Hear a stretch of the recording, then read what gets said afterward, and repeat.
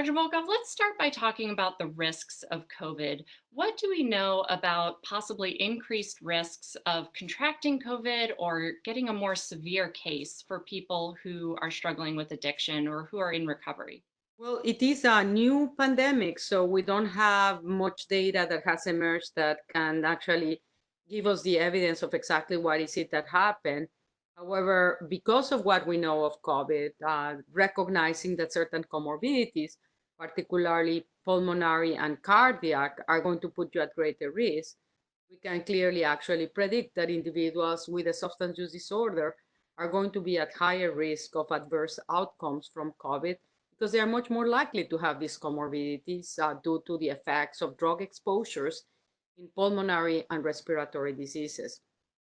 The other component, too, that relates to infection, the risk of infection, we know that if you are addicted to drugs and you don't have a support system and you are actually out there in the streets trying to get these drugs, you're much more likely, therefore, to encounter conditions where you may get infected.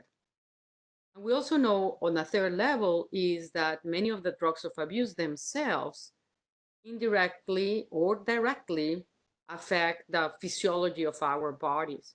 So, for example, if you are using opioids, that produces respiratory depression, and respiratory depression leads to lower oxygen content in the lungs, which of course makes you then much more vulnerable for any infection that is going to be targeting pulmonary function.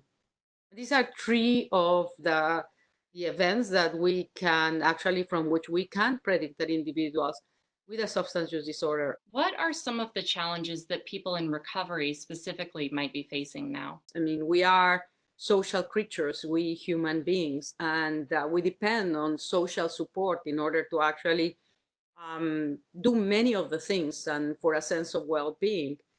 And this is also the case for individuals that are fighting drugs or are on recovery.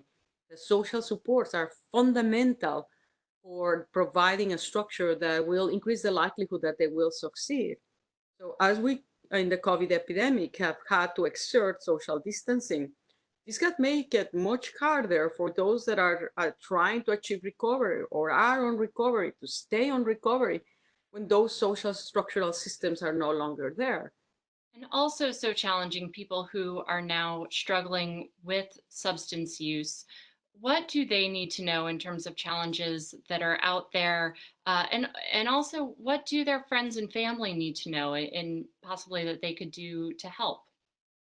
Well, like anything that has such a tragic effect on our society, it leads us to come up with solutions.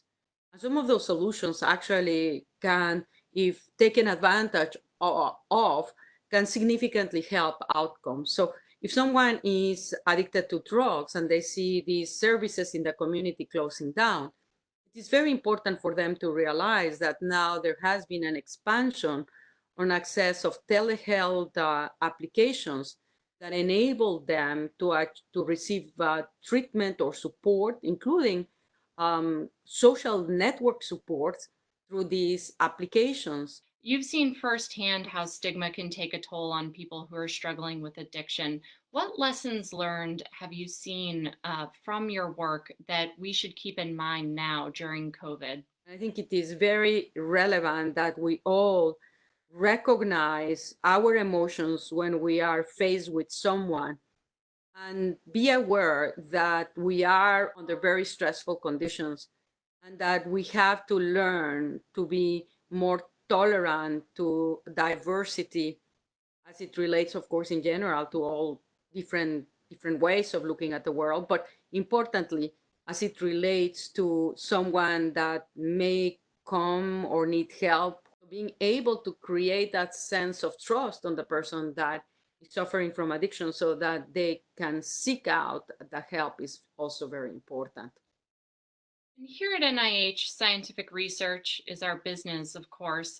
What research questions has COVID-19 prompted for you as a researcher? Well, there are many questions that this pandemic hitting the epidemic of opioid crisis in the United States has posed to me in terms of research, starting from better understanding about what this collision means to people out there suffering from addiction, their families, and the healthcare system and justice settings that are dealing with it. What are the realities people are facing, and how diverse are they, and how are the communities addressing these challenges?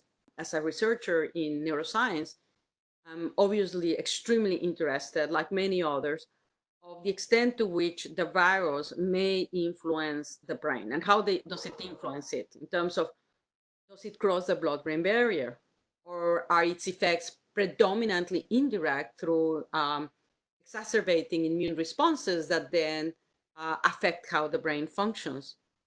Well, what happens in terms of brain development if a mother who's pregnant gets infected with COVID? How does that influence, does the virus influence the brain? And are you going to be seeing it clinically, or will it be a silent infection? These are some of the example of the questions that are extraordinarily important for us to investigate so that we can guide better the patients themselves, but also the interventions and follow-up and monitoring of these patients. Absolutely. We have so much to learn. Dr. Volkow, thank you so much for joining me today. And thank you for watching. For more information, please visit drugabuse.gov.